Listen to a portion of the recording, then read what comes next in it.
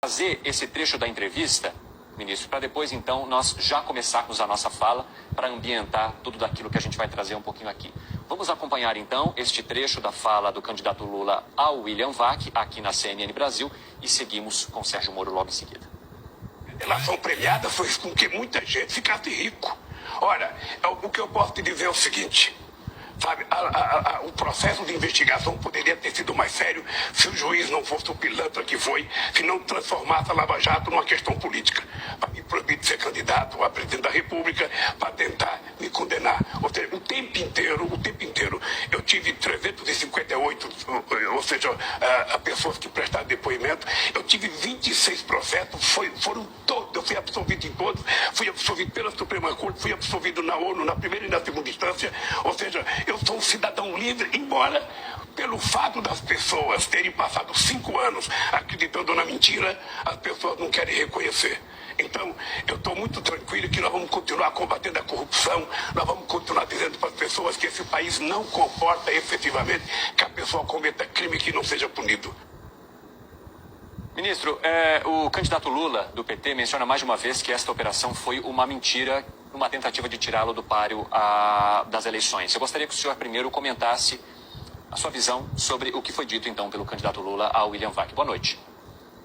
Boa noite. Primeiro, boa noite a todos. Eu queria agradecer a oportunidade de ter esse direito de resposta, porque fui citado, fui inclusive ofendido. O que a gente tem que deixar muito claramente aqui, inicialmente, é que o ex-presidente Lula mente, ele está sendo mentiroso. Porque, primeiro, ele não foi absolvido e nem inocentado. Isso é muito claro. Eu proferi uma sentença contra ele, como juiz, aplicando a lei, e o condenei por corrupção e lavagem. Outra mentira dele, ele coloca como se tivesse sido eu apenas que tinha praticado esse ato. Mas a minha sentença foi confirmada pelo tribunal em Porto Alegre por outros 3 magistrados profissionais que confirmaram a condenação dele por corrupção e lavagem de dinheiro. Depois, essa decisão foi confirmada de novo em Brasília pelo STJ por outros 5 magistrados. Ele ainda foi condenado no processo do sítio de Atibaia, em relação ao qual até hoje não deu uma explicação por que as empreiteiras Odebrecht e OS fizeram obras e reformas milionárias no sítio que ele utilizava como se fosse proprietário. Ele foi condenado nesse processo por uma outra pessoa, por uma juíza corajosa de Curitiba. E essa decisão também foi confirmada no tribunal em Porto Alegre. Então não fui eu apenas, foram vários juízes que o condenaram, que viram as provas e o reputaram culpado. Depois houve anulação, 3 anos depois, pelo Supremo Tribunal Federal, num julgamento que eu reputo um grande erro judiciário do Supremo Tribunal Federal, mas ainda assim o próprio Supremo Tribunal Federal jamais disse que o presidente era inocente ou o absolveu no mérito das acusações.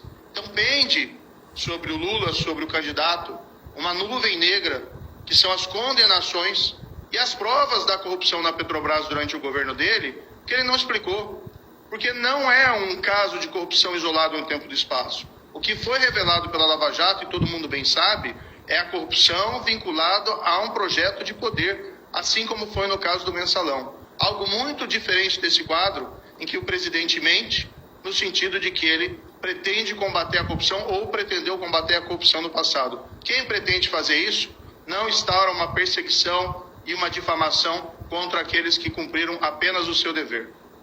Eu só quero trazer esse trecho da entrevista, ministro, para depois então nós já começarmos a nossa fala para ambientar tudo daquilo